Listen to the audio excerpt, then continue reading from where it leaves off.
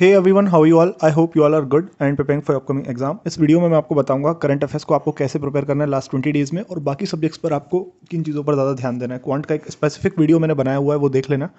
तो वही last days में आप करो, वही आपको फायदा करेगा। ठीक है, यहाँ पे मैंने इनकी सेक्शनल कट ऑफ लिखी हुई है और ये टोटल मार्क्स लिखे हुए हैं। 60 होते हैं रीजनिंग में, 60 होते हैं क्वांट में, दोनों मिला के 120। लेकिन सेक्शनल कट ऑफ देखो कितनी कम है।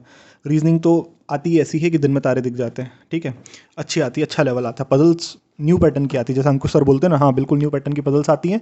नए चीज़ें देखने को वहाँ पे मिलती हैं, होता है IBPS PO मेंस में ऐसा।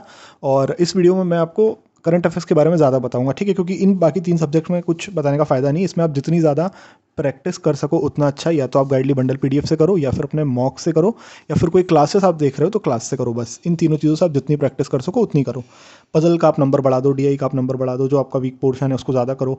ठीक है, और ये चीज़ें मत करो जैसे आप रीजनिंग में करते हो। ठीक है, रीजनिंग में 3 चीज़ हैं, एक आता है आपका क्रिटिकल रीजनिंग, एक हो जाता है मिसलिनियस वाला पार्ट सारा, और एक हो जाता है आपका पजल्स। ठीक है, एग्जाम में आपकी कैसी पजल्स आएंगी, कितनी आप बना लोगे, कोई गारंटी नहीं है। लेकिन मिसलेनियस की ये गारंटी है कि यदि आप पढ़ के जाओगे कि कोडेड ब्लड रिलेशन को कैसे बनाते हैं, तो बस आपको डिकोड करना रहेगा, वहाँ पे बना पाओगे आप। ये चीज़ बता रहा हूँ मैं। हाँ, लेकिन कभी कभी ऐसा होता है कि कोडिंग डिकोडिंग का लॉजिक समझ में ना आए, इनपुट आउटपुट में अगली स्टेप में क्या हो रहा है ये समझ में ना आए, तो वो एक प्रोबेबिलिटी है कि ना आए। पर यदि प्रैक्टिस करके जाओगे तो एटलीस्ट ट्राई कर पाओगे, क्योंकि टाइम मिलता है अच्छा खासा ट्राई करने का, है ना। टाइम तो अच्छा मिलता है, ये बात है। क्रिटिकल रीजनिंग में यदि आपकी एक्यूरेसी अच्छी है, आपको समझ में आता है, बनता है, आपने पढ़ा हुआ है, तो ही आप उसको अटेम्प्ट करो और लास्ट डेज में अभी प्रैक्टिस करो ज़्यादा। ऐसा बहुत लोग क्या करते हैं, पूरा क्रिटिकल रीजनिंग के लिए एक स्पेसिफिक अलग वीडियो देख रहे हैं, फिर उसके लिए एक अलग कोर्स फॉलो कर रहे हैं, और वहाँ पे जाके आपसे वो अटेम्प्ट ही नहीं हो पाएगा, उतना रीडिंग नहीं कर पाओगे इतनी। तो वो चीज़ों की ज़्यादा लास्ट डेज में प्रैक्टिस करो, जिनको एग्जाम में भी जाके आप अप्रोच करो, जाते सी देखो और बोले हाँ ये मुझे बनाना है, ऐसा क्वेश्चन सिलेक्शन भी फिर वैसा आप करोगे। ठीक है, तो ये मैंने आपको रीजनिंग के लिए बताया। इंग्लिश में ज़्यादा से ज़्यादा प्रैक्टिस, और क्वांट में भी सेम चीज़। ठीक है, अब आ जाते हैं CA GA पे और डिस्क्रिप्टिव पे।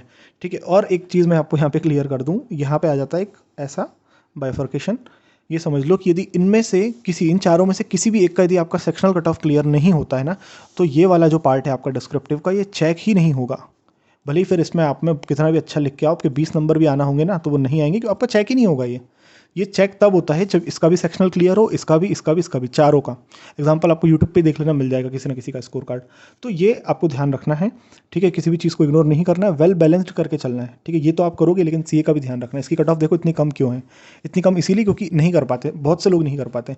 और लास्ट ईयर ऐसा हुआ था कि दिसंबर से पूरा पूछ दिया था, तो ज़रूरी नहीं इस बार भी वैसा हो कि सितंबर या अगस्त से पूरा पूछ दें, और हो भी सकता है पूछ लें। तो इसके लिए मैं आपको बताऊंगा क्या करना है, लेकिन इसका आप ज़रूर से ध्यान रखना। ठीक है, वेल बैलेंस्ड आपका ये होना चाहिए। और इसकी सेक्शनल कट ऑफ जो गई थी ना लास्ट ईयर, वो 10 गई थी। मतलब सिर्फ लेटर भी यदि तरीके से लिखते हो तो 10 मार्क्स उसी के हैं। भले ही पूरे ना मिले, लेकिन थोड़ा बहुत तो ऐसे भी लिखोगे। आधे घंटे क्या करोगे वहाँ बैठ के? ज़्यादा फोकस करो लेटर पर।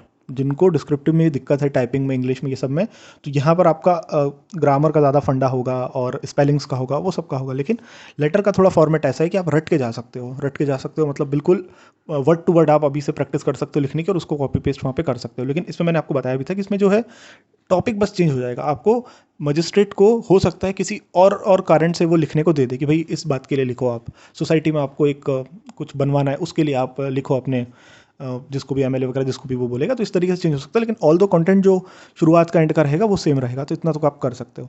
ठीक है, तो इस पे ज़्यादा प्रायोरिटी दो, इसको कम समय बनाने की कोशिश करो, ताकि ज़्यादा सोच सोच के यहाँ पर सही से लिख पाओ। और इसके लिए मैं आपको इसका एक वीडियो शेयर करूँगा, मैं अपना, मैंने जो डिस्क्रिप्टिव दिया है गाइडली का, वो मैं आपके साथ शेयर करूँगा। उसमें ग्रामर और वो सब कैसे देखना है, क्या उसमें चीज़ें रहती है वो। अब मैं आपको CA का बताता हूँ। देखो, CA जिन्होंने पहले से पढ़ा हुआ है, कोई पहले, इससे पहले कोई मेंस दिया है, अभी जो 2-3 हुए हैं, तो आपने पहले पढ़ा होगा, तो आपको रिवीजन करने की ज़रूरत है। लेकिन मैं उनके लिए बता रहा हूँ आखिरी 20 दिन में, जिनने बहुत कम पढ़ा है या ठीक से रिवाइज नहीं किया, तो उनको क्या करना चाहिए, है ना।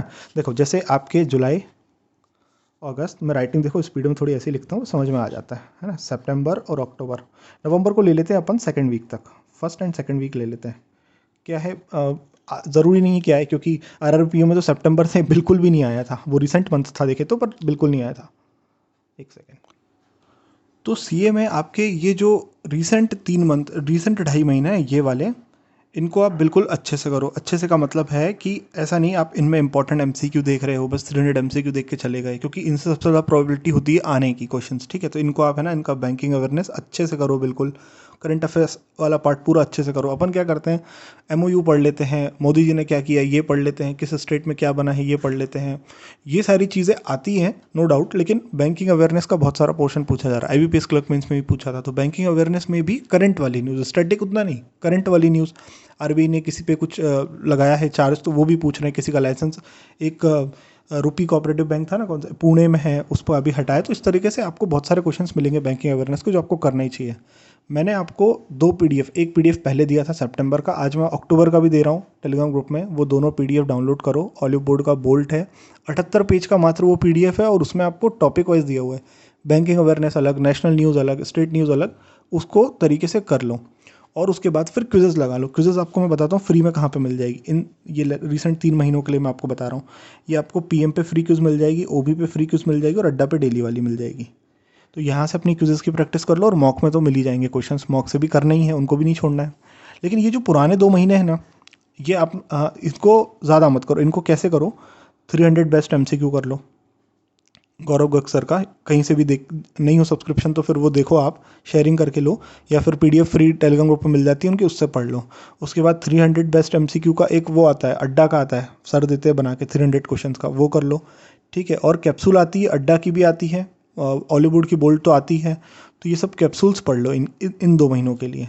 ठीक है, बिल्कुल भी यदि सीए नहीं पढ़ा है तो ये कर लो। यही जुगाड़ है, ये जुगाड़ भी मेहनत वाला है, मेहनत तो इसमें भी करनी पड़ेगी। ठीक है, तो ये हो गया। ये रिसेंट मंथ के लिए आप ये चीज़ें करो, बैंकिंग अवेयरनेस को अच्छे से करो। बैंकिंग अवेयरनेस इसका बिल्कुल भी मत छोड़ना इन तीनों मंथ का, जो भी आ रहा है 15 नवंबर तक। ठीक है, और एक चीज़, बहुत लोग ये पूछते हैं कि आप कहाँ से कर रहे हो, आप इसी से पढ़ रहे हो क्या, आप इतने ही पढ़ रहे हो क्या? यार देखो, सबका एक जैसा नहीं होता है ना। मैंने पहले कितना पढ़ा हुआ है, कितना मुझे याद है, कितनी बार मैंने रिवाइज़ किया हुआ है, ये उस पर डिपेंड करता है। आप मेरे उससे क्यों डिसाइड कर रहे हो? आप अफेयर्स क्लाउड का कौन सा वाला, मैं पढ़ ही नहीं रहा हूँ अफेयर्स क्लाउड अभी। वो इतना डिटेल में इतना सारा है कि मैं कवर ही नहीं कर पाऊंगा। क्या मतलब इतना रीड करने का न्यूज़पेपर की तरह, जिसको वापस रिवीजन ही ना कर पाओ। ठीक है, तो ये चीज़ें पढ़ो वैसा जिसका रिवीजन बार बार कर पाओ, एग्जाम में क्वेश्चन दिखे तो एग्जैक्ट ऑप्शन टिक कर पाओ कि हाँ एग्जैक्टली यही डेट थी, यही वेन्यू था, यही चीज़ थी, ये इसका एडिशन था। 13th 14th में ही कन्फ्यूजन हो रहा है, आते हैं क्लोज ऑप्शंस। तो रिवीजन मल्टीपल टाइम करोगे तो इनको एक्यूरेसी के साथ बना पाओगे। तो यही सीए की स्ट्रैटेजी है कि रिसेंट वाले को अच्छे से करो, बैंकिंग अवेयर भी मत छोड़ो, जहाँ जहाँ से बताया मैंने वहाँ से करो, उनकी क्विजेस लगा लो। और जो पुराने उसके पहले 2 वाले हैं, उनका जो इंपॉर्टेंट होता है ना, छटा हुआ, वो कर लो, क्योंकि उसमें आधा ही वो 75% कंटेंट देते हैं, बस 25% तो वो हटा ही देते हैं।